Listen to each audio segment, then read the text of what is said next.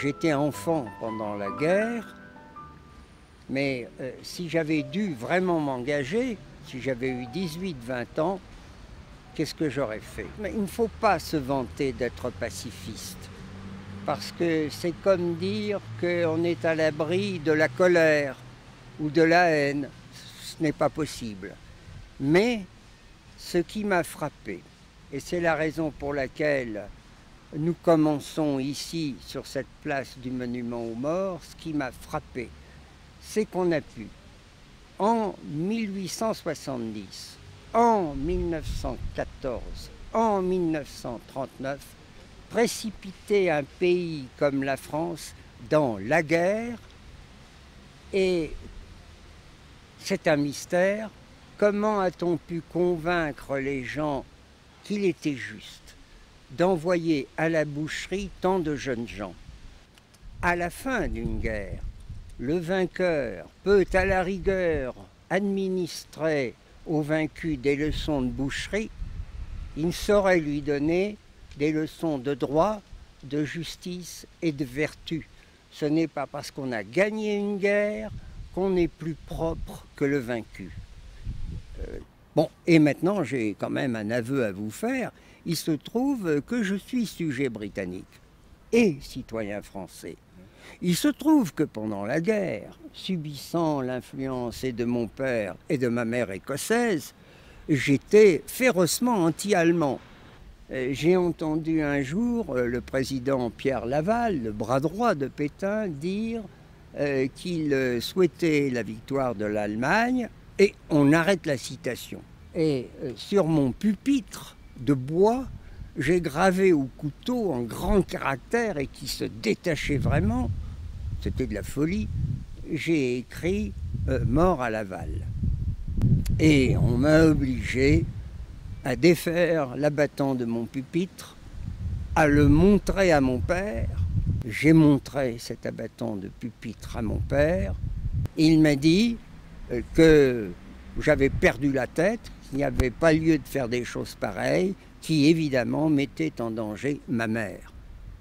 Qui veut noyer son chien l'accuse de la rage, et je pense qu'il est très très facile aujourd'hui pour discréditer quelqu'un qui s'aventure sur ces terrains-là, de dire c'est un antisémite ou c'est de l'antisémitisme, il est contre le peuple juif, de la même façon que le tribunal de la Sainte Inquisition disait à Galilée, écoutez Galilée, si vous nous racontez ce que vous racontez, nous le savons très bien, c'est la haine de l'écriture sainte, des institutions qui dictent vos propos, qui dictent votre conduite. Regardez ce que j'apporte à l'appui de ce que j'affirme au terme de mes recherches. Prenez ces choses-là, comme on dit en anglais, at face value. Vous l'avez là. Les révisionnistes sont des gens qui pensent que si on a vu une fois, on n'a rien vu, et qu'il faut revoir de près, se méfier des documentaires, qui bien souvent sont des documenteurs. Il faut revoir, plan par plan, ce qu'on vous a fait ingurgiter. Et vous allez mesurer la distance qu'il y a entre ce que dit le commentaire et ce que montre le commentateur. La distance est considérable. Je pourrais vous citer les articles 19 et 21 du statut du tribunal de Nuremberg. Je vais le faire. Le tribunal ne sera pas lié par les règles techniques relatives à l'administration des preuves. Oui, ça a gonflé ça quand même. Ouais. Comme vous dites, c'est gonflé. Mais il y a plus gonflé, qui est l'article 21, lequel dit « Le tribunal n'exigera pas que soit rapportée la preuve des faits de notoriété publique, mais les tiendra pour acquis. » Ça veut dire « Nous nous dispenserons de la preuve ». Avec mes étudiants, par exemple, nous prenions un documentaire court et nous le regardions 3 fois. Une première fois avec le son, une deuxième fois sans le son, et une troisième fois à nouveau avec le son. Et alors, ils étaient stupéfaits par la distance qu'il y avait entre ce qu'on vous montrait. Ça pouvait être par exemple, je ne sais pas, des cadavres. Non, non, non, on vous les montre, et puis là-dessus, on bâtit tout un commentaire, et c'est ahurissant. À tout prendre, si je dois être quelque chose, c'est plutôt enquêteur. Oui. Et je veux aller voir sur place.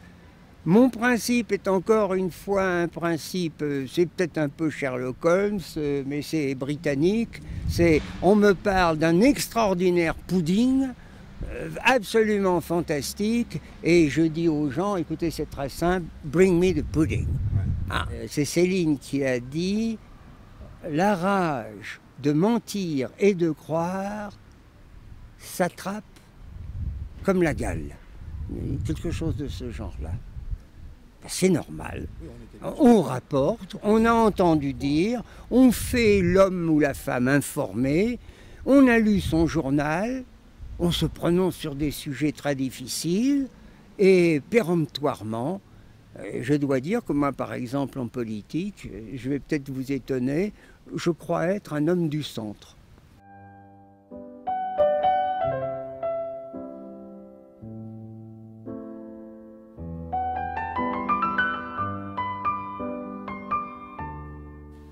Nous avons passé quelques jours ici dans vos archives photographiques et nous avons exhumé quelques petites perles. Vraiment, pendant la guerre, nous avons connu la faim dans la famille. Ça a été abominable. Oui, les enfants ont l'air assez amaigris. Et regardez comme nous sommes efflanqués. Oui. Enfin, les garçons, les filles résistent mieux. C'est vrai. Oui.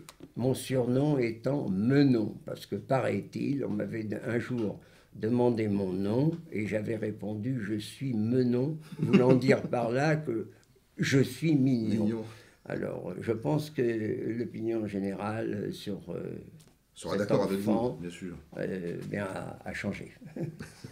Et qu'à la maison, à table, il y avait mon père, très pater familias. Alors que l'on voit ici. Ah, oui. Voilà. On en parlera peut-être juste après. Le voici. Le voici.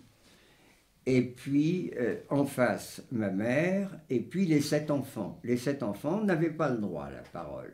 Si jamais nous voulions dire quelque chose, il fallait demander la permission. Et nous avions très souvent à table des gens particulièrement intéressants que mon père invitait. Et je me souviens, on a reçu des Japonais, des Chinois, des Américains. Et il y avait un personnage très important que j'oublie, le chat Pompon, qui lui avait tous les droits, y compris de monter sur la table, et qui nous donnait donc l'exemple de l'indiscipline, dans une famille très disciplinée. Et regardez, l'enfant qui paraît timide, oui. Je crois que je n'ai jamais été timide, et qui a les yeux baissés ici, c'est votre serviteur. Voici. C'est Miller. Alors, l'auteur de Tropique du Cancer, oui. Voilà. Et ça se passe au sanatorium des étudiants de France de Saint-Hilaire-du-Touvet, dans l'Isère. Vous êtes sur la photo? On vous voit ou... Non, on ne me voit pas. Attendez. Mais vous êtes parmi les convives. Pas. Oui. Mais c'est-à-dire, c'est moi, figurez-vous, qui ai surtout posé des questions. Oui. J'ai rencontré cet homme, mais enfin j'avais été surtout très frappé par l'extrême beauté de la femme qui était avec lui. Alors qu'il se trouve où sur cette... Oui, la photo n'est pas bien bonne, hein. C'est celle-ci. Oui. Je sais que il paraît qu'elle était d'origine irlandaise, elle avait des yeux verts.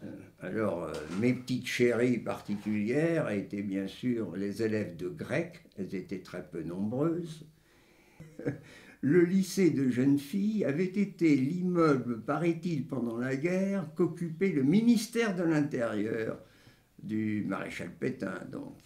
Et c'était épouvantable. Ça avait été un ancien hôtel, puis ça avait été un immeuble administratif. Pas de cours de récréation. À mon avis, le seul lycée de France qui n'avait pas de cours de récréation. Alors, moi qui suis un peu physique, j'ai fait du pétard, j'ai trouvé que c'était inadmissible. On a fini par créer dans le parc des Célestins un espace qu'on a qualifié donc de cour de récréation. Et je me donnais la peine de descendre les élèves, hein, ce que des collègues fainéants ne faisaient pas. Et dans la cour de récréation, je disais interdiction de s'asseoir, de rester immobile, vous marchez ou vous courez ou vous sautez, je veux que vous bougiez. Voilà. Très bien. Et on m'obéissait. Et à l'époque, j'étais maître de conférence à la Sorbonne. Et le maître de conférence se repose. Là, et là, ma spécialité se trouvait être la littérature française moderne et contemporaine. Et c'est à l'époque, d'ailleurs, je crois, où vous passez chez Pollack pour parler de Lautréamont. C'est juste, c'est dans ces années-là. Mais oui, hein, mais c'est exact. Oui, oui. C'est en 72, 73, par là.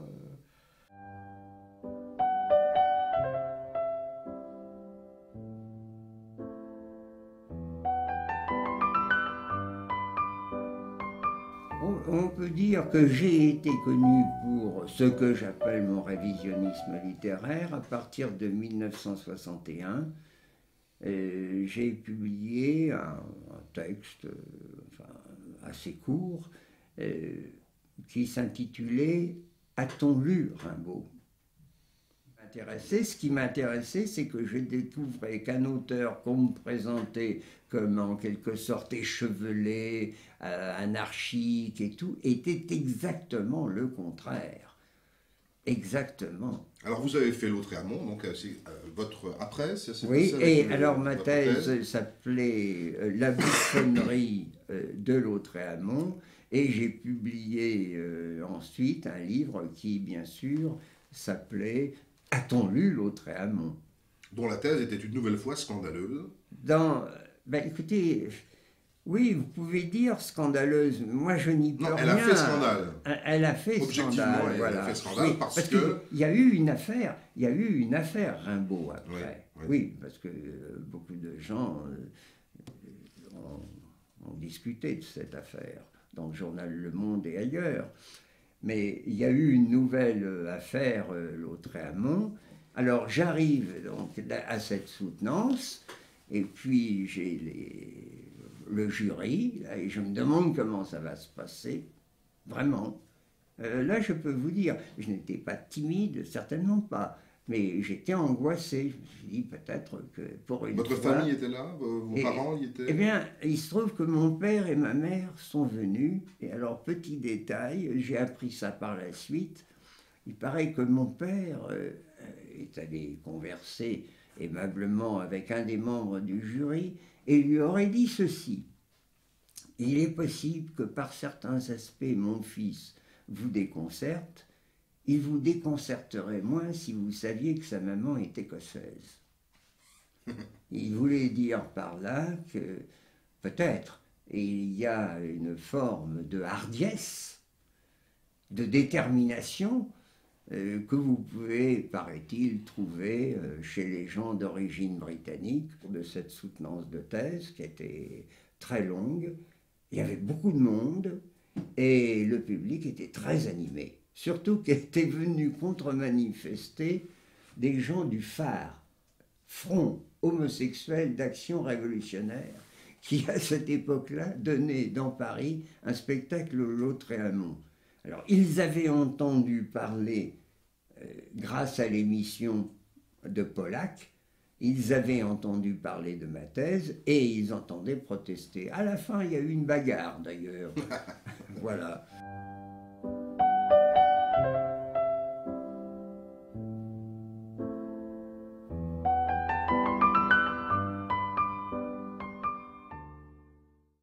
Léon Poliakov, pour sa part, a écrit une chose stupéfiante. Il a dit « Des archives éventrées du Troisième Reich, on a trouvé tout ce qui était imaginable sur toutes les questions possibles et imaginables, mais sur l'extermination des Juifs, aucun document n'a été trouvé, virgule, n'a peut-être jamais existé. C'est extraordinaire.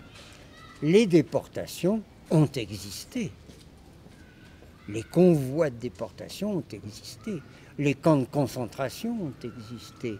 Les fours crématoires ont existé. Mais est-ce que pour autant on a le droit de dire d'Auschwitz que c'était un camp d'extermination, qu'on a traduit donc en allemand par Vernichtungslager, mais il n'a jamais existé quelque chose qui s'appelait Vernichtungslager. Pas un document. Alors, non, aucun, de même qu'il n'existe aucun document qui ait dit il faut tuer les Juifs. Et je suis obligé, vous voyez, on en est là aujourd'hui, je suis obligé de m'interrompre un instant parce que des gens passent et qui pourraient mal prendre ce que je vais dire. Et ces gens pourraient, s'ils portaient plainte contre mes propos, m'envoyer en prison pour 1 mois à 1 an. Là où je vais, je prends les dimensions, je fais les analyses possibles, je suis sur le terrain. Voilà. Je dis quelquefois que je m'efforce de travailler comme un membre de la police technique ou de la police scientifique. Technique veut dire sur place, scientifique veut dire que j'en appelle aux laboratoires, aux spécialistes, aux chimistes et au reste. Puisque on nous raconte que les Allemands utilisaient le Zyklon B pour tuer les Juifs, qu'est-ce que c'est que le Zyklon B? Bon, il se trouve que c'est du gaz cyanhydrique, et quand j'ai appris qu'aux États-Unis, les exécutions en chambre à gaz se faisaient précisément au gaz cyanhydrique, j'ai dit, il faut que j'aille voir. Un spécialiste. Oui. Il faut que j'aille voir, d'abord, je suis allé voir à Baltimore ce qu'était une chambre à gaz d'exécution. C'est une complication absolument effroyable, parce que le problème auquel les gens ne songent pas est tout bêtement celui-ci. Bon, nous sommes dans une pièce. Il est relativement facile de tuer quelqu'un avec de l'acide cyanhydrique. Mais la question c'est, comment vais-je faire pour entrer, d'abord au moment de l'exécution, pour ne pas m'exécuter moi-même, hein, gazer les autres mais pas se gazer soi-même, et ensuite, après l'opération, alors que cette pièce sera un océan d'acide cyanhydrique, car il faut tout remplir pour que le gaz vous pénètre de force dans la bouche. Il n'y aura pas de poche d'air. Donc tout rempli d'acide cyanhydrique qui a la particularité de pénétrer les surfaces, d'y demeurer, d'être horriblement difficile à extraire. Comment vais-je faire pour entrer? Et comment vais-je faire pour toucher un corps hautement cyanuré?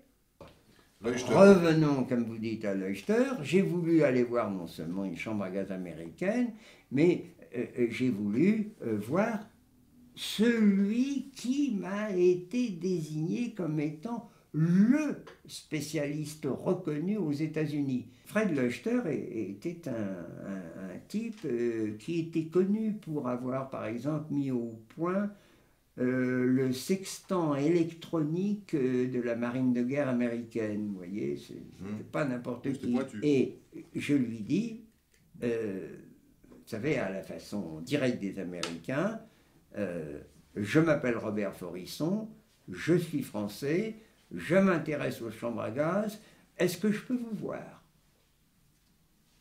Et puis il m'a répondu à l'américaine, oui. Nous allons décider du lieu, de l'heure de la rencontre. Et moi, je vais donc à Boston, je vais dans un hôtel, il fait froid, il y a de la neige, et à un moment, je vois arriver donc ce Fred Leuchter que je ne connaissais pas. Et là, je ne veux pas tout de suite casser le morceau. Je ne veux pas lui révéler que je ne crois pas aux chambres à gaz nazies. je lui pose des questions, et notamment la question suivante. Bon alors, pour vous, les chambres à gaz des camps, ça a existé? Ah ben bien sûr, me dit-il, mais oui. Bon, et je lui dis, est-ce que vous en avez vu? Là, il hésite, je ne me rappelle plus d'ailleurs très bien ce qu'il me répond, mais en tout cas, ça signifie qu'il n'en a jamais vu. Bon. Et je lui dis, mais je pose la question suivante, je lui dis, mais comment vous représentez-vous une chambre à gaz où on aurait pu entasser comme ça des centaines ou des milliers de gens? Silence.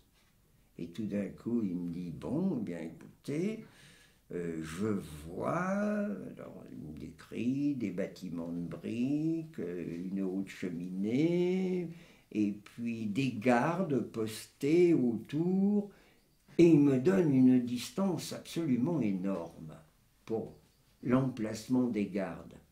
Je ne me rappelle plus ce que c'était.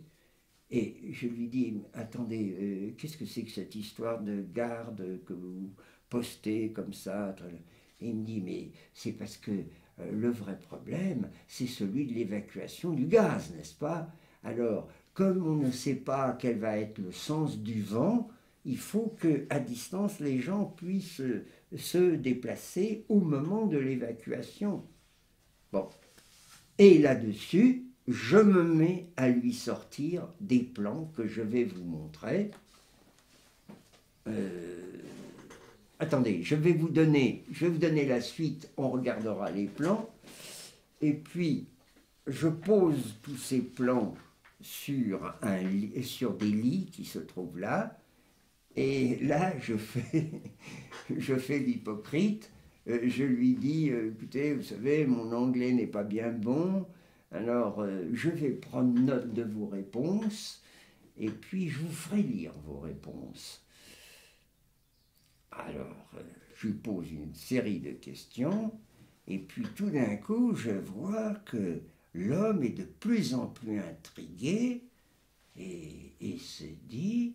Comment à se poser des questions? Et se dit, mais il y a une expression américaine, c'est ça sent le rat. Enfin, il y a quelque chose qui cloche. Bon, très bien. Et c'est l'entrevue à Boston. Et puis à la fin, je lui fais signer le texte dans lequel il tient des propos qui confirment pleinement ce que je pouvais avoir dit sur l'acide cyanhydrique, sur le gazage, sur la ventilation et le reste. Et puis, il est d'accord pour venir à Toronto pour voir les plans que j'ai découverts à Auschwitz et qui étaient cachés. C'est un plan d'un grand crématoire d'Auschwitz qui a fonctionné à partir de mars 1943. Voilà. Et que vous avez... Alors, figurez-vous que c'est moi qui les ai découverts. J'ai été le premier à les publier. Moi, je suis réputé faussaire. Enfin, c'est le faussaire, donc, qui a découvert les plans. Alors, ce sont les plans des...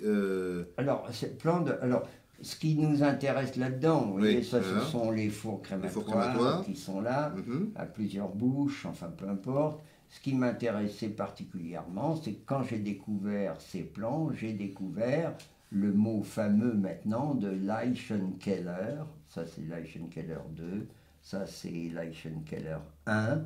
Voilà, c'est ça qui surtout. Oui, ce n'était pas Gaskammer, ni... Il n'y avait pas Gaskammer ou des choses comme ça. Et Leichenkeller veut dire, si vous voulez, cellier ou cave à cadavre. Alors ça, ce sont les plans que vous avez retrouvés. Oui, oui. Copie, donc, copie. Du plan que vous avez trouvé à Auschwitz même. Oui, et je vous dirai comment. Dans les archives polonaises. Voilà, je vous dirai comment. Mais ce que je voulais vous dire, c'est que ces plans, il est évident que je les ai présentés à un fabricant de fours crématoires en France, hein, dans la région parisienne, et je vais vous rapporter une très curieuse réflexion. Ce directeur de cette usine où on fabrique ces choses-là, eh bien, avait un collaborateur. Et il voit ça, et sans même essayer de déchiffrer, il dit à son collaborateur, oui, bah, c'est très normal, oui, ça c'est du 7-8 mètres. Et en effet, il dit, c'est bien ça. Alors, je me tourne vers lui, je lui dis, mais qu'est-ce que ça veut dire votre réflexion? C'est du 7-8 mètres. Il dit, mais oui, c'est ce qu'on appelle un dépositoire, c'est-à-dire que, regardez, c'est en cul-de-sac, hein, là, et puis vous avez 2 mètres de prévu pour un cadavre, en face 2 mètres également, et au centre vous avez 3-4 mètres pour le mouvement des chariots. Donc c'est typique, c'est absolument typique, il n'y a rien d'extraordinaire. Voilà. Alors, par la suite, évidemment, les menteurs sont venus dire « Ah, mais attention, vous comprenez, les Allemands, ils n'allaient pas mettre Gaskammer, c'est codé tout ça, nous allons décoder. » Et le résultat de notre décodage, c'est que c'est chambre à gaz. Hein, voilà. Alors, jusqu'au moment où j'ai dit « assez décodé, essayons d'être sérieux ». Et puis, j'ai donné toutes sortes d'arguments techniques qui prouvaient que ça ne pouvait pas être une chambre à gaz, qu'il n'y avait aucun système de ventilation, et puis surtout que, alors ça c'est sur place à Auschwitz, parce qu'il faut aller sur la scène du crime.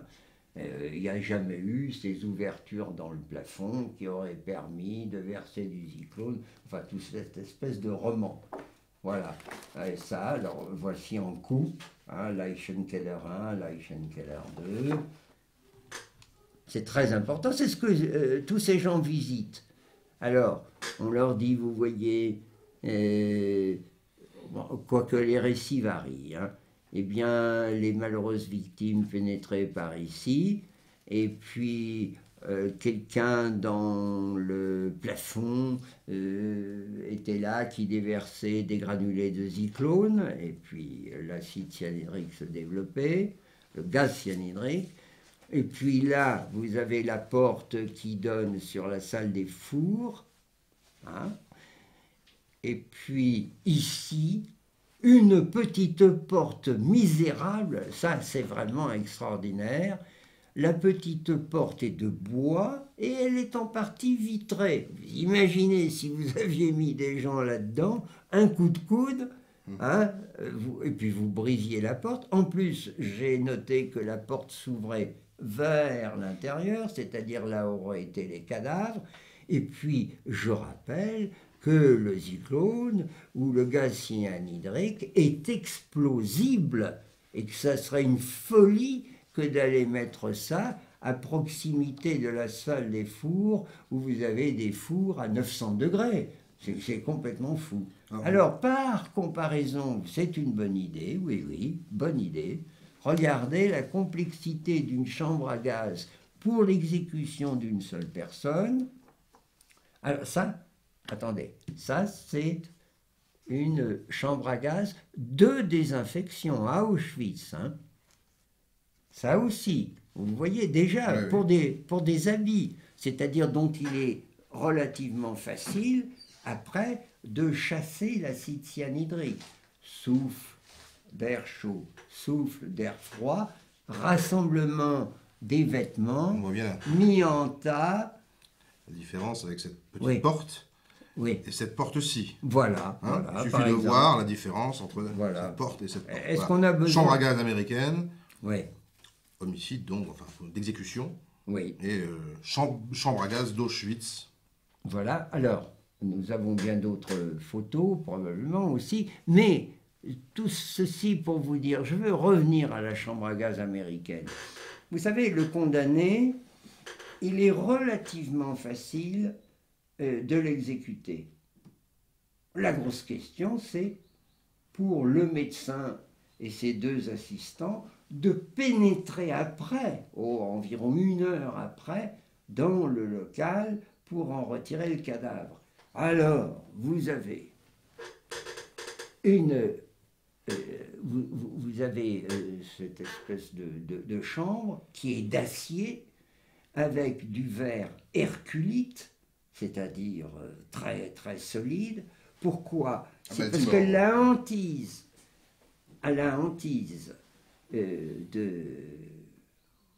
de ces gens qui ont fabriqué ça, c'est que le gaz ne sorte surtout pas de la chambre à gaz, car c'est un gaz, attention, qui ronge. Et après chaque exécution, il faut changer tous les joints d'étanchéité, par exemple. Alors, vous êtes obligé d'avoir une structure solide, et puis pour neutraliser en partie la possibilité pour le gaz de sortir, on crée une dépression. Si vous créez une dépression, le bâtiment risque de s'écrouler. Donc, vous avez besoin qu'il soit en acier, vous avez un pilier de soutènement, vous avez des coupelles de phénylphthaléine qui... Toute chose qu'on ne remarque pas particulièrement. Si jamais ça vire à une telle couleur, ça signifie que vos efforts pour ventiler la pièce, avec alors une soufflerie très puissante, des ventilateurs orientables qui vont chercher dans les coins, je suis en train de parler de l'après-exécution elle-même, hein, d'aller chercher tout ce qui peut rester comme gaz, tout ça est aspiré par un aspirateur très puissant et est envoyé dans ce qu'on appelle, tenez, vous le voyez ici, c'est envoyé dans ce qu'on appelle un barboteur ou un mixeur, c'est censé être neutralisé par de la soude ou ce que vous voudrez. Baltimore toujours. Toujours, et à la sortie de ça, vous avez un produit qui va être rejeté par une cheminée qui devra être la cheminée la plus élevée de la prison. Et le jour d'une exécution, les gardes n'ont pas le droit de se promener dans les hauteurs. Vous vous rendez compte? Bon, enfin, c'est pour ça que d'ailleurs, on a fini par abandonner aux États-Unis la chambre à gaz, parce que c'est beaucoup trop compliqué. Nous sommes de retour à Auschwitz. Oui. Et le personnage qui est ici, c'est moi-même. Oui. Voilà. Et c'est du bricolage polonais communiste. Alors on nous présente ça comme l'orifice par lequel donc, les soldats allemands... Alors maintenant c'est admis. Hein. Maintenant ils reconnaissent que ça n'a jamais existé. Alors expliquez, dites de quoi il s'agit exactement. Alors nous sommes au-dessus du four, enfin de la prétendue chambre à gaz d'Auschwitz I. Oui. C'est par là qu'on aurait déversé le Zyklon B. Oui. Bon, et l'hôpital SS se trouve ici, à 20 mètres. Oui. Bon, et en réalité, ça a été fabriqué après la guerre et pour les touristes. Et puis, voilà. Et comme tout y est faux, figurez-vous. Comme dit Éric Conan. Voilà, je vois que vous êtes bien au courant. Attendez, ma découverte date des années 70. Il faudra que j'attende le 19 janvier 1995 pour découvrir un très long article d'Éric Conan, qui est un historien à tout ce qu'il y a de plus orthodoxe, ami et collaborateur d'Henri Rousseau, ROU2SO. Le créateur du terme de négationniste. Voilà, qui nous dénonce comme des faussaires. Je ne sais pas ce qui lui a pris. Tout d'un coup, page 68 de cet article de l'Express, eh bien, vous voyez ceci. Il visite cette pièce. Et il dit, il ne la visite pas simplement, il l'examine, il a fait toute une enquête, et il dit, tout y est faux. Attendez, on va les répéter ces mots, hein. Tout y est faux. 4 mots. Vous imaginez ma surprise. Il n'a pas été condamné, alors il n'a pas été condamné, il n'a pas été poursuivi. Et il a ajouté, écoutez bien, parce que faux pourrait avoir une signification bénigne. Non, non, faux au sens de falsification, car il ajoute à la fin des années 1970, Forisson exploita d'autant mieux ces falsifications que les responsables du musée répugnaient à lui répondre un mot de ce genre-là. Et il a très bien fait son enquête. Il est allé voir la sous-directrice du musée, dont il nous donne le prénom et le nom. Et cette dame, probablement fort embarrassée, à qui il a dû dire « Mais attendez, vous ne pouvez pas quand même abuser les gens à ce point », lui aurait répondu, alors c'est cité entre guillemets, quelque chose comme, à propos de cette chambre à gaz, on la laisse en l'état, pour l'instant, c'est trop compliqué, on verra plus tard. Alors ça, c'est une conversation qui a dû dater de 94, puisque l'article est de janvier 95. Nous attendons toujours qu'on désabuse les touristes et les pèlerins d'Auschwitz. Eh bien, pas du tout. Et j'ai vu M. Éric Conan des années après, je lui ai dit, est-ce que ça a été démenti ce que vous avez écrit? Est-ce que... Non, non, me dit-il, pas du tout. Mais j'ai vu un homme qui avait l'air d'avoir vraiment peur, qui se demandait dans quelle affaire il s'embarquait. Hein. J'ai eu cette impression. Alors tout de même, je tombe là sur une photo qui pourrait paraître de prime abord étrange. Oui. Ah oui. On vous voit là, oui. devant un panneau, oui. dans une salle comprenant des douches, voilà. visiblement, et qui s'appellerait Gazkammer. Est-ce que vous pouvez nous expliquer où a été prise cette photo et en quelle année? Alors, c'est à ce qu'elle signifie, bien sûr. C'est à Mauthausen, vers 1988-89, Mauthausen, hein, en Autriche. Et là, ils ont une petite chambre à gaz d'exécution. Hein. On nous dit, voilà, les Allemands tués ici. Alors ça, c'est la totale bouffonnerie, parce que ils sont incapables de nous dire comment ça pouvait fonctionner. Vous avez même 3 explications. Ça a donné lieu d'ailleurs à un dessin satirique de Char. La première explication qui avait été donnée, c'était que le gaz venait par les pommes de douche. Alors, ici, là, oui, par les pommes de douche, le voilà. gaz serait venu alors, par là. Je suis désolé parce que l'acide cyanhydrique aurait rongé tout ça. Bon, et puis, on voit pas spécialement peu importe. Oui. Et la deuxième explication, tenez, alors je suis là. Alors la première explication, ça me vient d'en haut. La deuxième explication, ça vient d'ici. Vous voyez, il y a un conduit là. Ça venait d'ici. Ah oui, mais comment? Bon, on ne sait pas. Et la troisième explication, non, ça venait de là. Voilà, bon. Alors vous voudrez...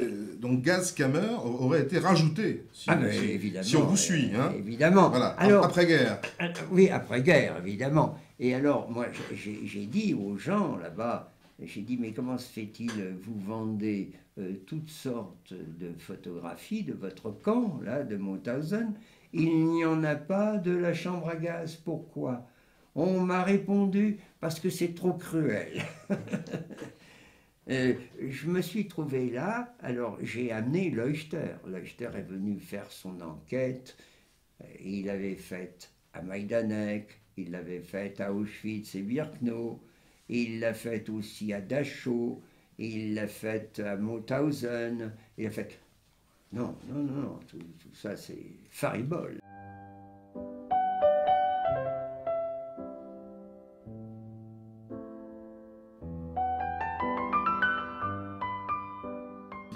Alors passons à une autre personnalité marquante de la scène révisionniste mondiale, Ernst Zündel. Ernst Zündel est d'origine allemande, mais il est né, je crois, en 1939, et donc il était enfant pendant la guerre, en Forêt-Noire.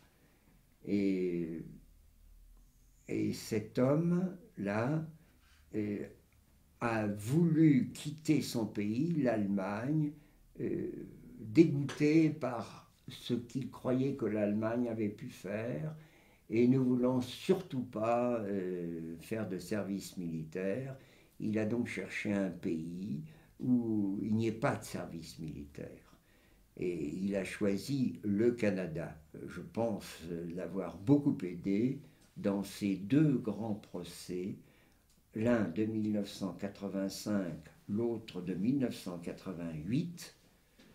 Et les associations juives canadiennes avaient porté plainte contre lui. Il le poursuivait pour propagation de fausses nouvelles ou quelque chose de ce genre-là. Et les procès, figurez-vous, ont duré pour le premier, je crois, 7 semaines, et le deuxième, 4 mois un quart. Je ne suis pas tout à fait sûr, hein, mais ça a été très long. Et attendez, ce ne sont pas des procès à la française ou à la 17e chambre, en une après-midi ou deux, on règle de questions très très importantes à la française, c'est-à-dire comme ça, hein, au pied levé, où le juge se croit juge de l'histoire. C'est absolument lamentable. Là, il y a transcription. Alors, j'aime autant vous dire que ça en fait de la distance sur les rayons, hein, la transcription de ces procès. Oui. Mais je vais essayer de vous résumer ces deux procès considérables. Je dirais ceci, nous avons réussi à tuer l'expert numéro 1 de ce que nous appelons l'exterminationnisme. Nous avons tué Raoul, R-A-U-L, Hilberg, H-I-L-B-E-R-G. Qui est mort officiellement quelques années plus tard, tout de même. Qui est mort il n'y a pas très longtemps. Il y a un an. Et nous avons tué le témoin numéro 1, le meilleur témoin possible, et qui était Rudolf Werba. Ça s'écrit V-R-B-A. Qui avait écrit un livre au titre, oui. C'est extraordinaire. Alors, un livre où on nous disait que, dans la préface, que c'était d'une précision, que c'était remarquable, quel scrupule dans ses souvenirs d'Auschwitz. Alors, bon, puisque vous me mettez sur le sujet de Werba, on va le régler très vite.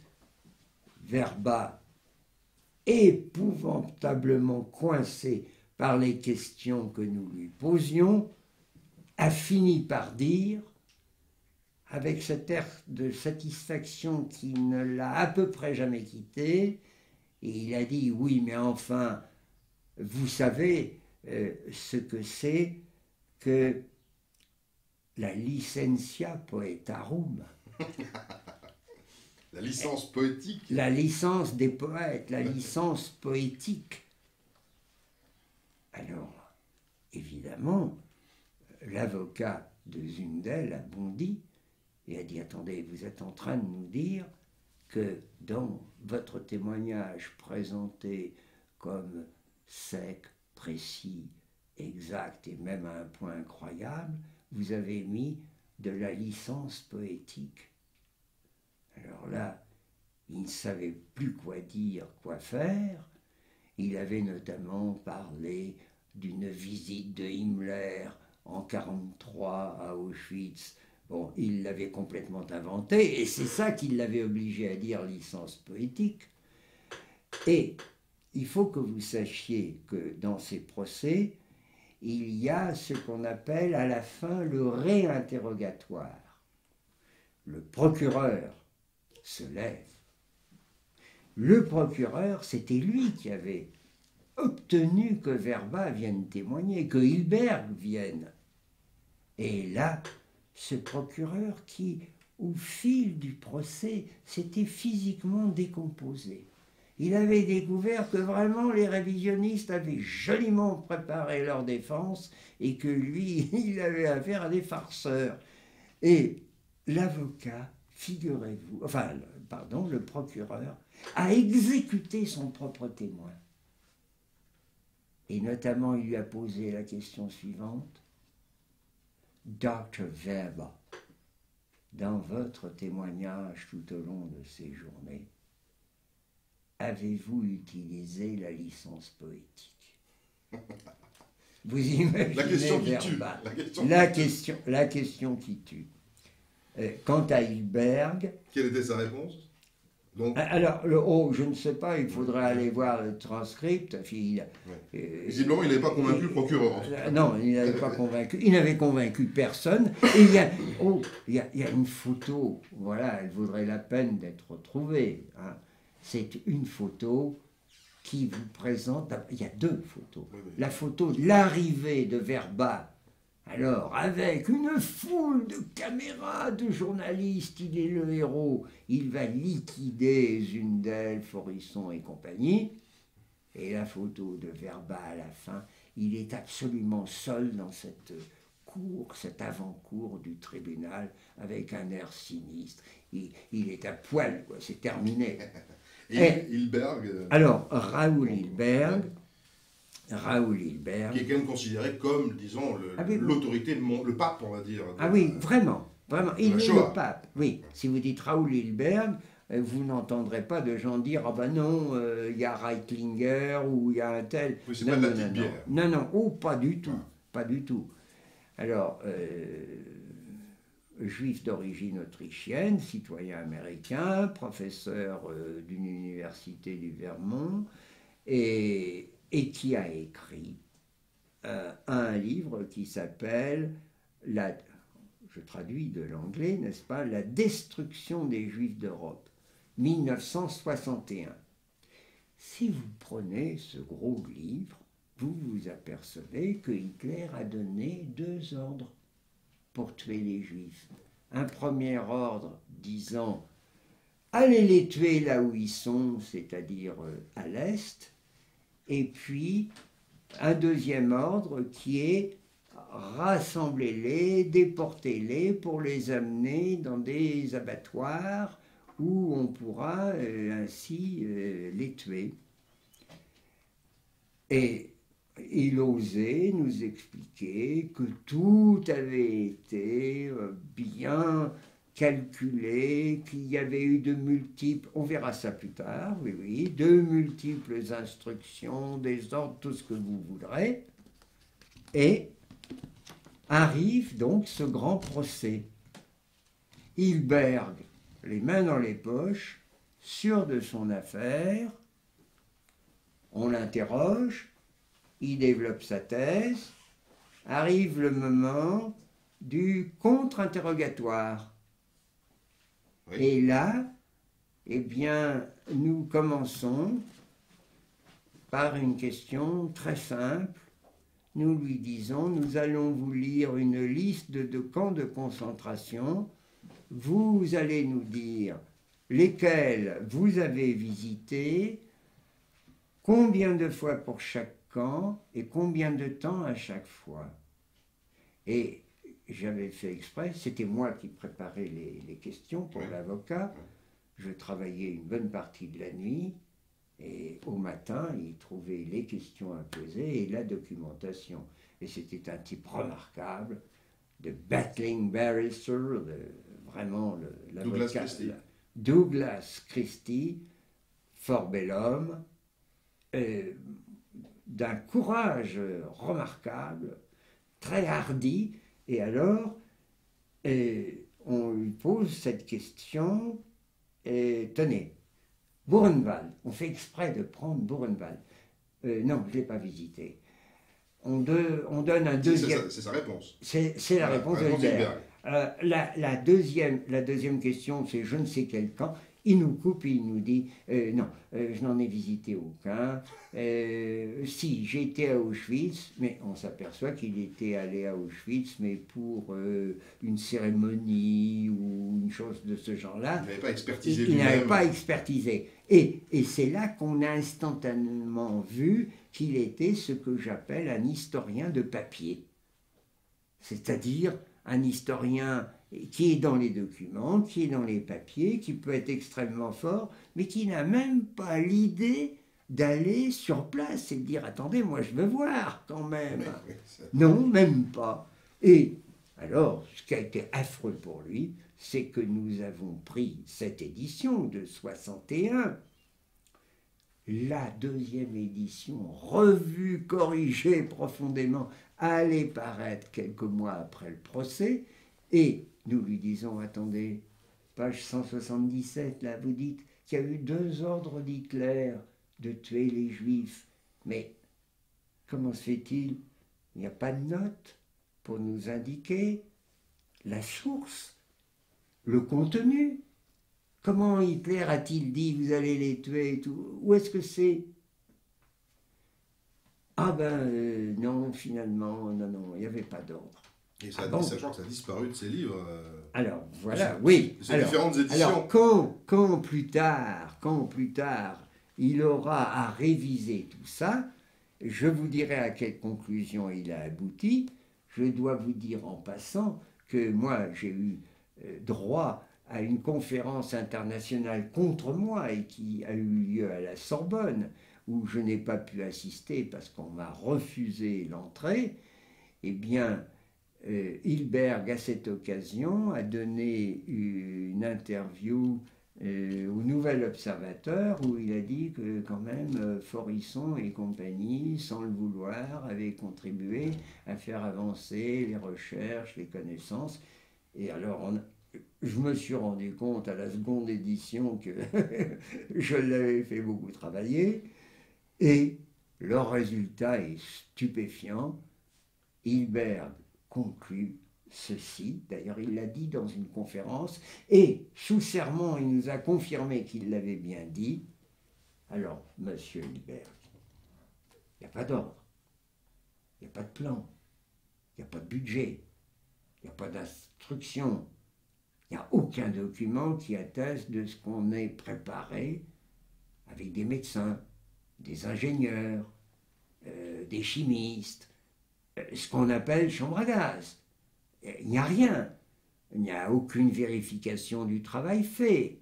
Surtout, ce qui est très important, il n'y a pas de budget. En temps de guerre, tout se contrôle. Si on entreprend de tuer des millions de gens et qu'il va falloir toute une opération, il devait avoir un budget attribué à ça.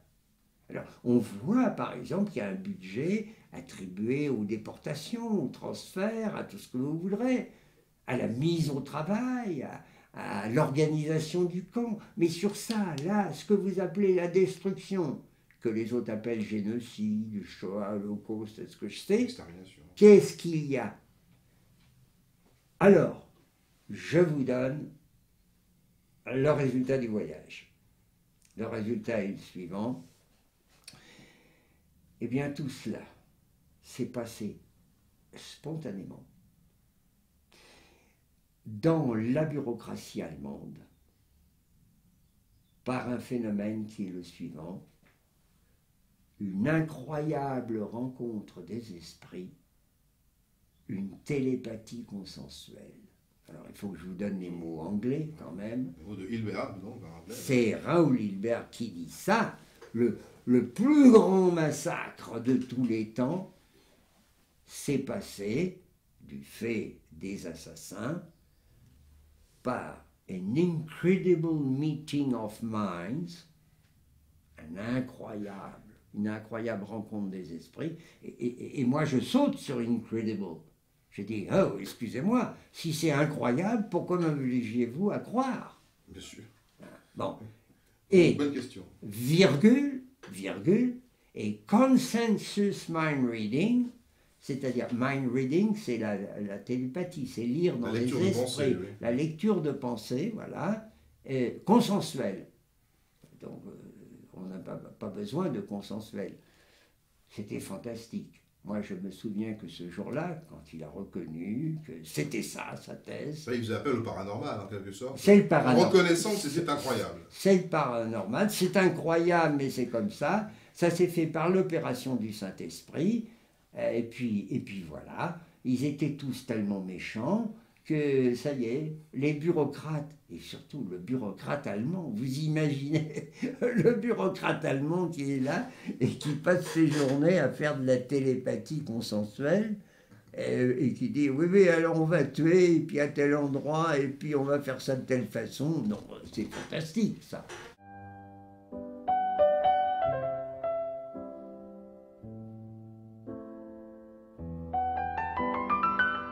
Avec le directeur de ce tout petit camp musée, voilà, très bien.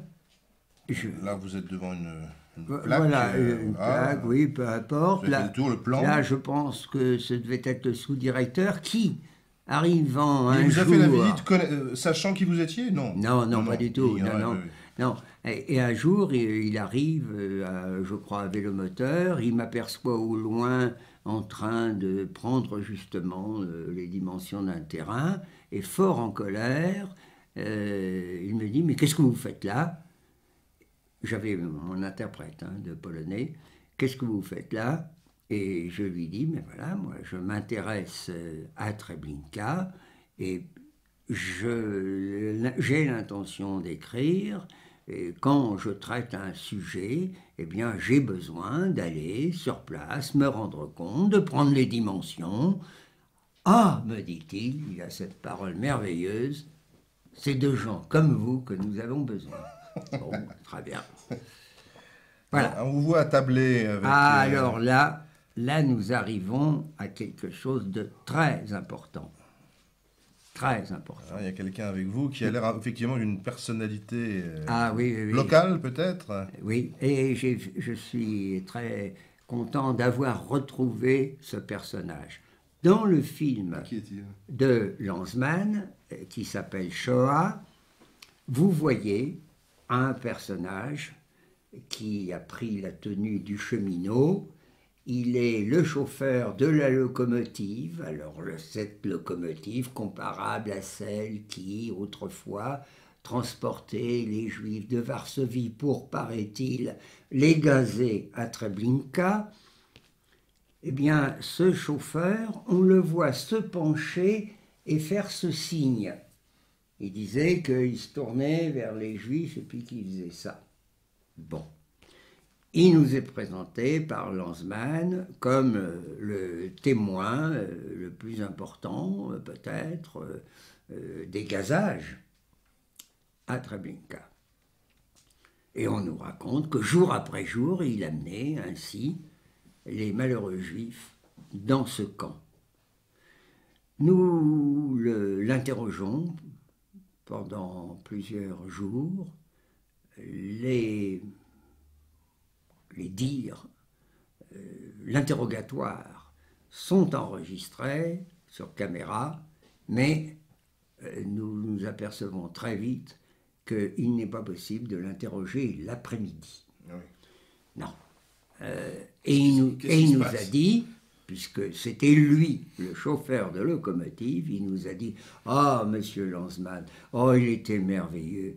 Ah, vous savez, il m'a fait cadeau de vins espagnols. » Et il paraît, c'est un ami qui m'a appris cela, qu'il y avait eu une foire aux vins espagnols à Varsovie dans ces années-là. Et il ne tarissait pas d'éloges sur Lanzmann, et il nous raconte l'histoire habituelle de Treblinka, qu'on amenait les Juifs, qu'on les gazait, et puis voilà, pas qu'un matin où il n'était pas sous l'effet de l'alcool, j'ai pu le faire parler un peu sérieusement, et il m'est venu à l'idée de lui poser la question suivante. Mais alors, autrement dit, jour après jour, vous avez amené les Juifs à leur mort. Ah, me dit-il, ah ben non. J'ai dit, comment ça? Ben non, je ne le savais pas. Mais quand avez-vous su que vous ameniez les Juifs à leur mort? Ah, me dit-il, après la guerre. Voilà. C'est Donc c'était un témoin, mais a posteriori. Mais voilà, alors votre formule n'est pas mauvaise, Et je trouve qu'ils sont extrêmement nombreux, les témoins a posteriori. On est persuadé d'être le héros, on est persuadé que finalement on témoigne pour la vérité. Voilà, il suffit de se mettre cette idée en tête. Eh bien, j'ai trouvé que je marquais là un point et c'était intéressant. Alors, ma mimique, vous voyez, on vous voit assez réjoui. Ma mimique, ce n'était pas à propos de cet aveu-là, c'était à propos d'autre chose, hein, soyons exacts. Mais voilà, voilà ce que racontait le personnage.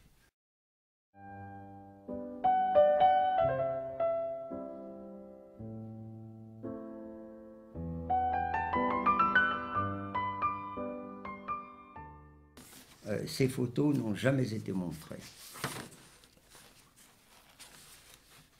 Alors ça, c'est une première. Donc, les photos n'ont jamais été montrées. Les photos de Rudolf Höss, qui était donc le commandant du camp.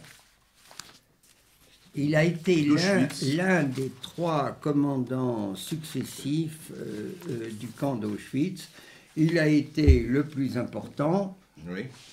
Et surtout, il a été très important après la guerre, puisque quand moi je réclame des preuves de l'existence des chambres à gaz, on me répond toujours par la confession de Höss. Oui. A priori, une confession faite par un vaincu à ses vainqueurs, c'est quand même douteux. Alors, je vais faire 2 choses. En un premier temps, je vais vous montrer ces photos qui n'ont jamais été produites et qui vous montrent Höss à Auschwitz et dans sa famille. Il y a le père, la mère, les enfants. Et vous allez voir l'histoire tragique de cet homme. Il convient de les regarder, ces photos. Le bourreau des bourreaux, Satan incarné, le voici. Voici. Il Rudolf était Höss, assis. donc, qui est dans sa maison. Qui est dans sa maison. Dans le camp, hein, Oui. même le camp d'Auschwitz. Ici, vous le voyez, avec ses enfants. En uniforme. Il est en uniforme. Petite fête familiale. Voilà. Ça n'a jamais été montré. Ce sont À nouveau, hein. mais Ce sont des scoops. à nouveau, mais cette fois-ci avec sa femme. Sa femme et ses enfants, ses filles, je crois, son garçon. Ensuite, je vais vous montrer leur jardin. Le père regarde sa femme et ses enfants dans le jardin. Petit potager. Leur domesticité, c'était des détenus recrutés parmi les témoins de Jéhovah, puisque vous savez que dans l'armée allemande, en Allemagne, le statut d'objecteur de conscience existait. Oui. En France, où on fusillait, où on emprisonnait l'objecteur de conscience. Oui, quand je suis allé à l'armée moi-même, la première question qu'on posait, c'était êtes-vous témoin de Jéhovah? Voilà. Et si on était, on allait en prison. Voilà. Alors, le voici, ce sont différentes photos. Oui. Bon.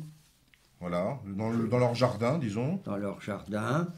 J'en ai d'autres. Je oui. ne vais pas vous en donner toute la série. Je vais vous montrer Madame Höss. Voilà, Voici. Qui cueille des fleurs dans un champ de manière assez caractéristique. Il y a beaucoup de photos de cette époque qui ressemblent à celle-ci. C'est une pose très, Ensuite, très années 30. Vous la voyez avec une de ses filles. Oui. Voilà. Toujours en train de jouer dans le jardin qui jouxte la maison. La fille avec... La fille qui a trouvé une tortue. Et même 2. Ou peut-être 2, oui. 2 tortues, oui, une par main. Tortues, Une par main. Oui. Oui. Et c'est grâce à elle que j'ai ces photos. Cette femme, je l'ai rencontrée dans les années 80 aux États-Unis. Je ne donnerai pas de précision. Voilà. C'est ça, le monstre des monstres. Alors, on la voit encore, je crois que c'est elle avec son frère, avec son peut-être, frère, au bord d'une pièce d'eau. Avec l'un de ses frères. Tenez, je découvre une autre photo de Heuss en personne. Heuss au bout du chemin, voilà. Au bout de la route. Attendez, ai-je autre chose? Je ne pense pas, mais maintenant, je vais vous montrer. Alors ça, c'était la première partie, disons. La première partie, c'est Heuss, donc à Auschwitz, chez lui, dans sa villa. Oui. Et maintenant, je vais vous présenter des photos de Heuss quand il a été aux mains des Britanniques. Et nous savons, ça a été reconnu par ses bourreaux, qu'il a été vraiment torturé. Ils s'en sont vantés vers 1983. C'est un groupe de juifs britanniques qui s'est occupé de lui et ça a confirmé ce qu'il avait dit dans un texte que j'ai pu avoir par ailleurs, où il disait qu'il avait été traité à l'alcool et à la cravache. C'est-à-dire, on cravache, le type défaille plus ou moins, on le ranime avec un coup de whisky, et puis on repart dans l'interrogatoire.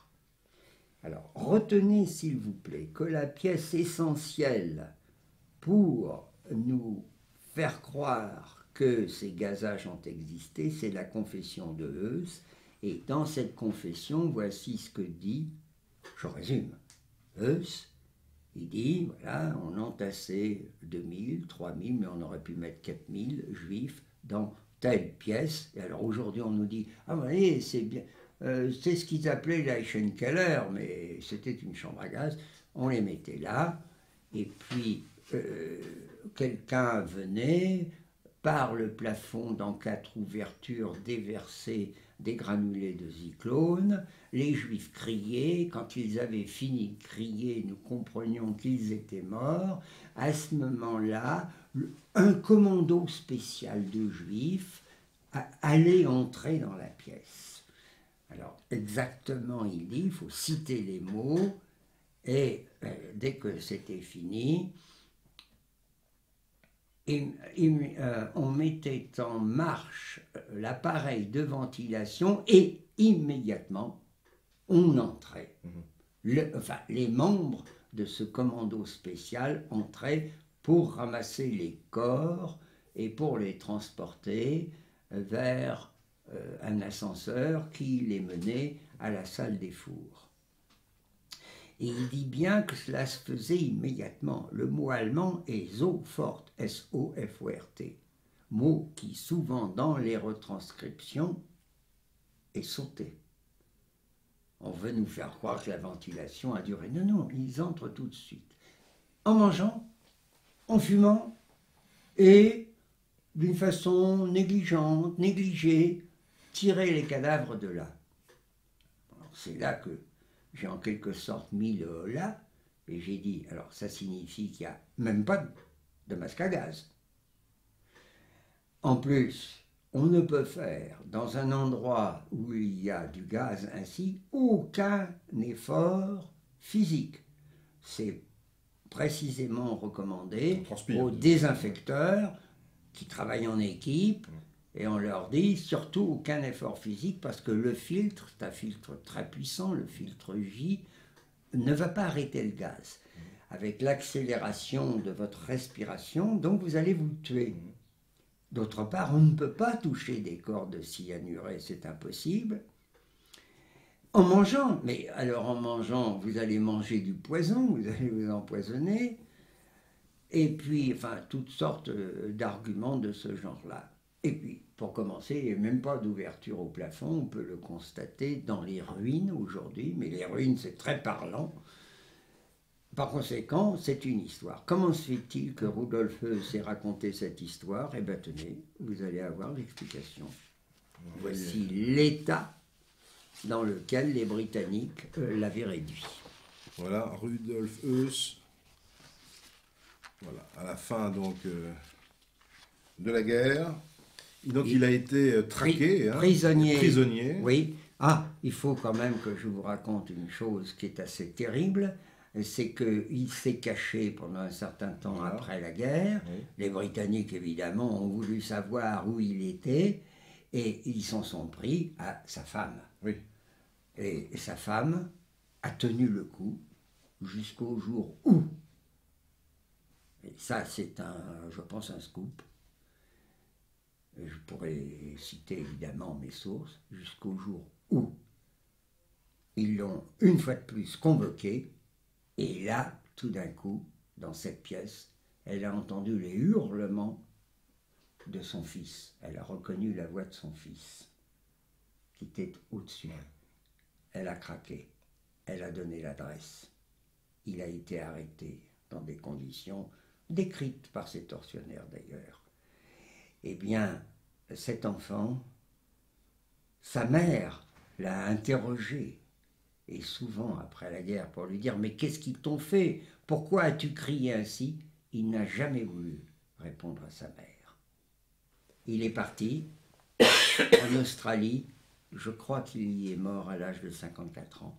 Il n'a laissé, à notre connaissance, aucun écrit, rien. Le voici, alors, Voici le responsable de toutes ces tortures Au-dessus, là, voilà. juives et britanniques, c'est le colonel Draper. Regardez son attitude et regardez l'effroi manifeste Ah oui, là, on voit du vraiment malheureux qu'il est... Heuss. oui, c'est la bête traquée. Si bien qu'au tribunal de Nuremberg, il faut lire, bien sûr, la transcription de son interrogatoire, et je vais vous le résumer. C'est « Jawohl, jawohl, jawohl ». Vous avez bien écrit, vous avez bien dit « Jawohl, jawohl, jawohl ». C'est essentiellement ça. Voilà, regardez sa tête. Oui. Pardon, ici. Est-ce que vous pouvez nous rappeler à quoi il a été condamné et ce qui lui est Ah arrivé bien, après ces événements? Alors, il a été livré aux Polonais qui l'ont traité, alors, d'une façon comparable. Il y a eu un procès, alors un procès communiste polonais, vous imaginez comme ça pouvait se passer. Ils l'ont condamné à mort, et tenez-vous bien, le gibet a été dressé juste devant ce crématoire numéro 1 d'Auschwitz, à propos duquel Éric Conan a écrit « Tout qui est faux ». Donc, s'il vous plaît, le gibet d'une exécution emblématique devant un crime, un instrument du crime qui est faux. C'est un faux. Il a été pendu là.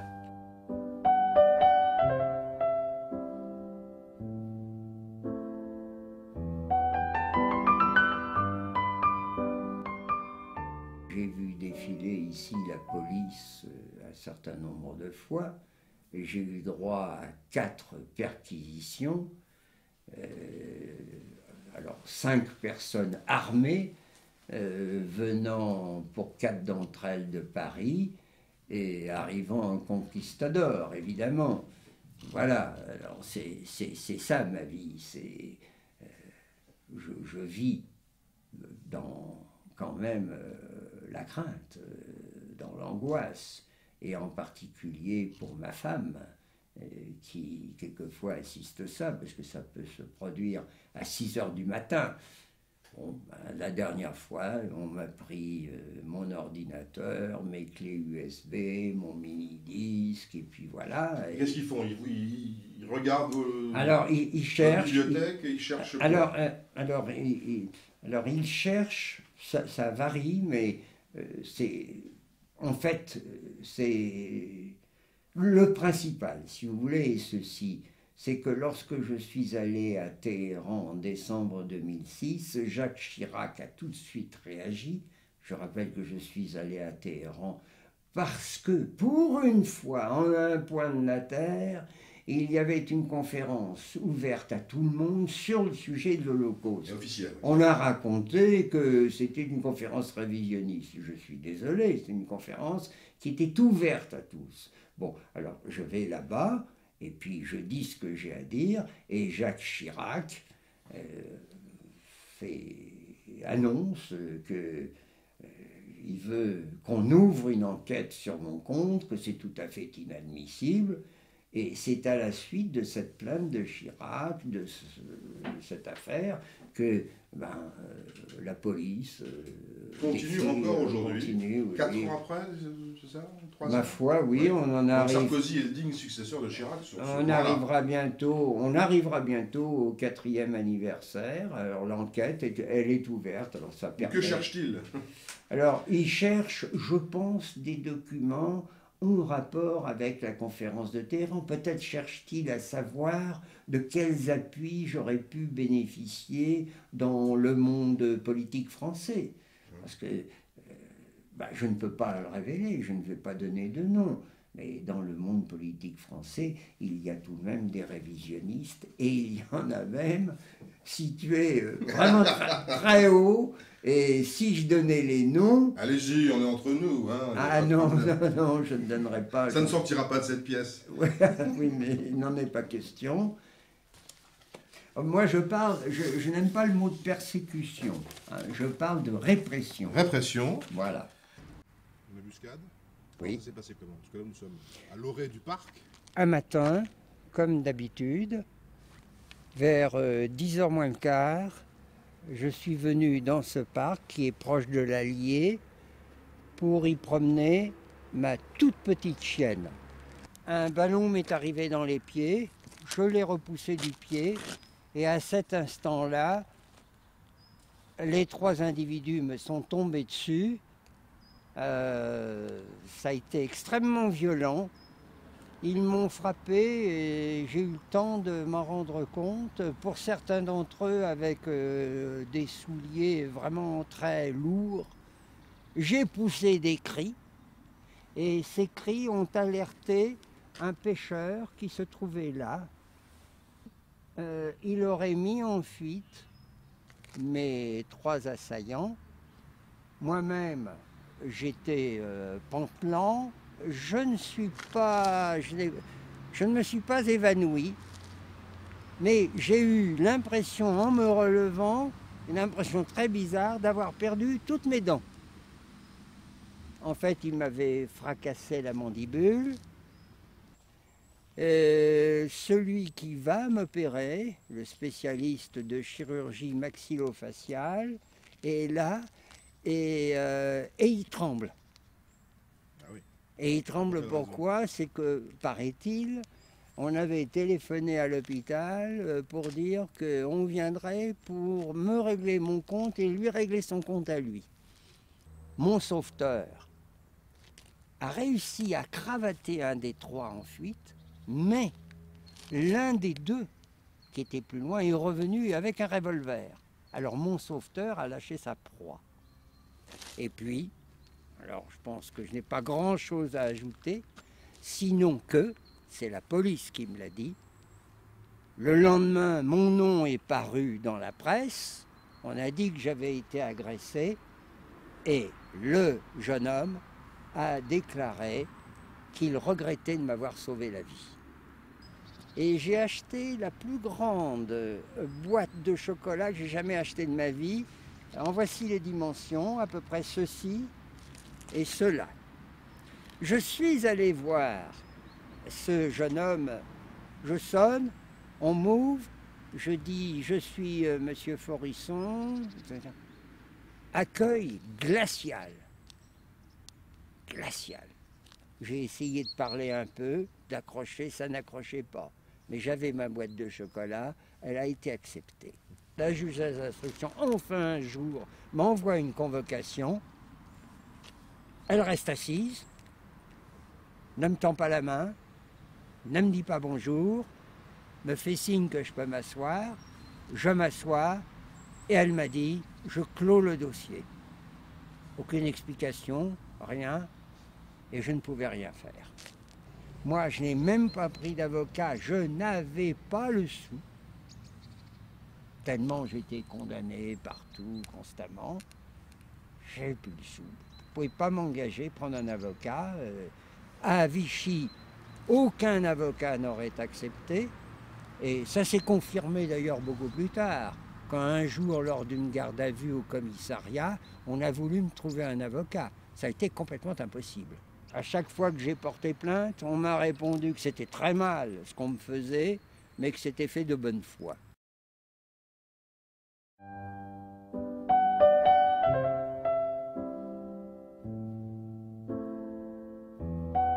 D'où vient ce chiffre de 6 millions?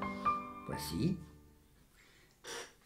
À Nuremberg, procès conduit par les Américains, et il y avait un lieutenant-colonel SS qui a collaboré, mais alors jusqu'au bout, avec l'accusation américaine. Il a été très bien traité. C'est à lui que nous devons des documents signés de sa main pour l'accusation américaine. Oui, qui figure dans les documents. Et qui figure, oui, qui figure dans les 42 volumes, 41 volumes pour l'édition française, puisqu'il manque un index. Bon, mais on a ça de Wilhelm Hoetel.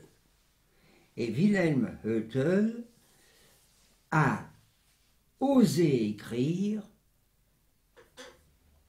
qu'il avait vu Eichmann, son collègue Eichmann, à Budapest, en, je crois, août 1944, la guerre n'était pas du tout finie, et que là, Eichmann lui a déclaré, ben voilà, nous avons tué 4 millions de juifs dans les camps d'extermination, le mot allemand étant Vernichtungslagern, et nous en avons tué 2 millions sur le front de l'Est. En gros, c'est ça.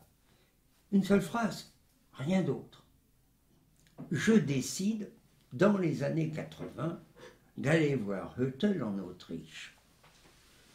Et là, il est bien précisé que je veux le voir 2 jours consécutifs. J'ai toujours besoin, quand je vais interroger quelqu'un d'important, j'ai besoin d'une nuit entre les 2 interrogatoires. Et là, réponse... Pourquoi quel est le secret de cette méthode? Eh bien, c'est tout simplement parce que j'ai peut-être l'esprit de l'escalier, je vois mieux les choses, je vois mieux les questions à poser le lendemain. Et en général, le lendemain, je trouve, malheureusement, je trouve des témoins très fatigués. Qui, comme par exemple, le père d'Anne Frank me dira carrément qu'il n'a pas dormi de la nuit, que bon, peu importe. Toujours est-il qu'il est d'accord, je me rends donc là-bas avec un ami qui est moitié autrichien, moitié français, et puis de but en blanc, je dis à Hoetel, je ne crois pas à ce que vous dites dans votre fameux affidavit. Ah bon? Et pourquoi?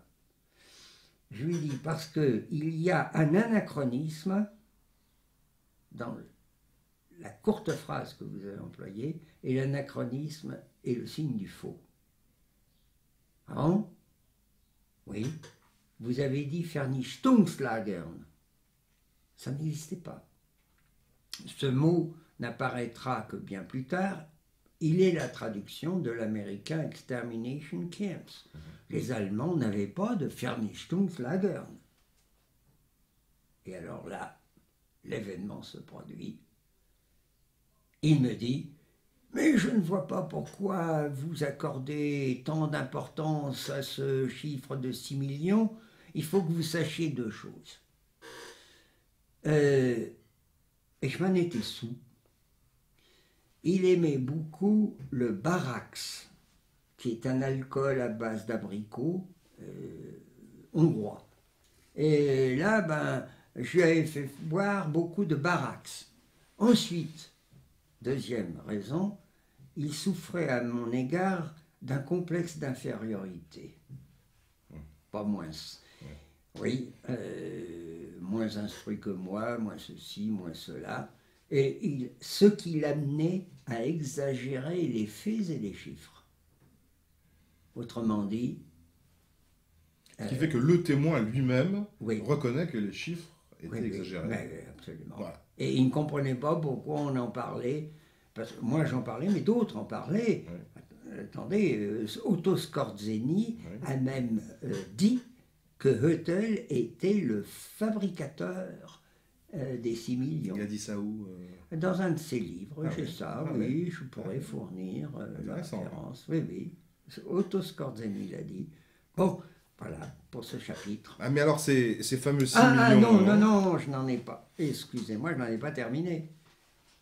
Oui. Alors, nous nous retirons à l'hôtel, mon ami et moi. Ah oui, il y a le lendemain. Le lendemain Que se passe-t-il le matin, lendemain? coup de téléphone.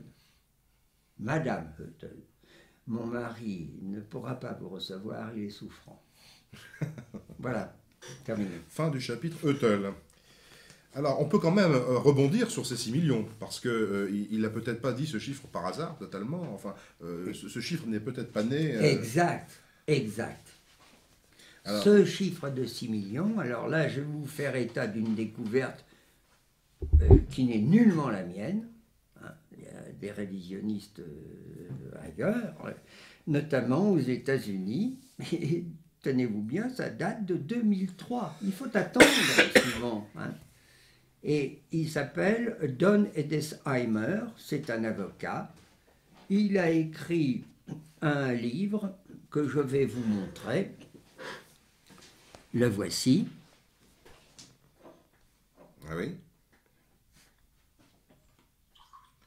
Je Dont trouve le titre est- dont le titre est The First Holocaust. Le titre est fort mauvais.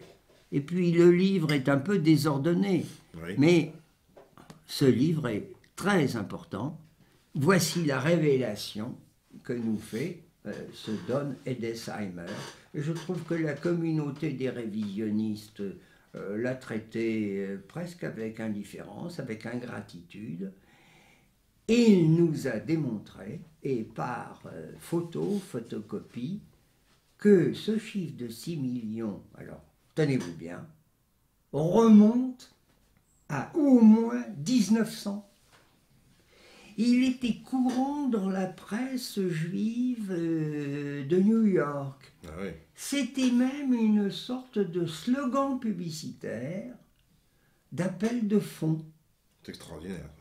Dès le début du 19e siècle, constamment, vous aviez des encarts publicitaires disant « En ce moment même, 6 millions de nos frères sont en train de mourir », alors soit en Pologne, soit en Russie, et cela vise d'abord les tsars, Oui, bien sûr. le tsar. Puis ça vise les Polonais. Et plus tard, on reprendra le slogan et ça sera mis au compte de l'Allemagne. Et cette fois-ci, on ne dira pas que l'Allemagne est en train de faire mourir 6 millions de juifs, mais qu'elle a Elle l'a fait. réglé le compte de 6 millions de juifs. J'oublie presque le principal, ça se terminait toujours par apporter la monnaie.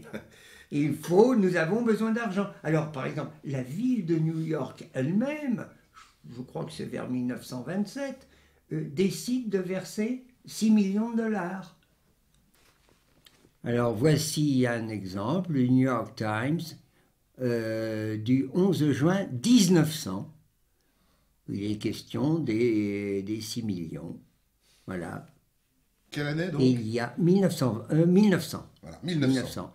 Et il y en a 6 millions de vivants en train de saigner, de souffrir. Ça fait autant d'arguments pour le charity. C'est ce qu'on appelle charity business.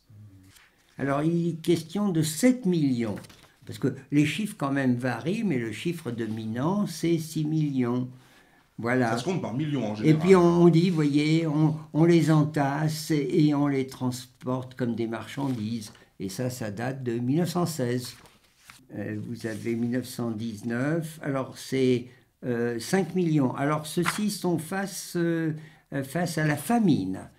Bon, les 6 millions de dollars. Ouais. Voyez. Bon, c'est donc, sachez ceci, à Nuremberg, la délégation américaine et, selon les dires du procureur Dodd, on trouvera ça bien des années après la guerre, c'est 70% environ de juifs qui composent cette délégation. Bon, ben, ils sont de bonne foi, ils ont été élevés là-dedans. Ils ont entendu on ne sait combien de fois 6 millions, 6 millions. Ils arrivent et ils disent Ça leur bon, paraît naturel. à Eutel, je suppose, puisque lui était prêt à faire n'importe quoi pour les Américains pour sauver sa peau de lieutenant-colonel SS, eh bien, bon, une phrase. Allez, on vous demande une phrase, vous dites 6 millions. Ah ben, ça y est, c'est parti.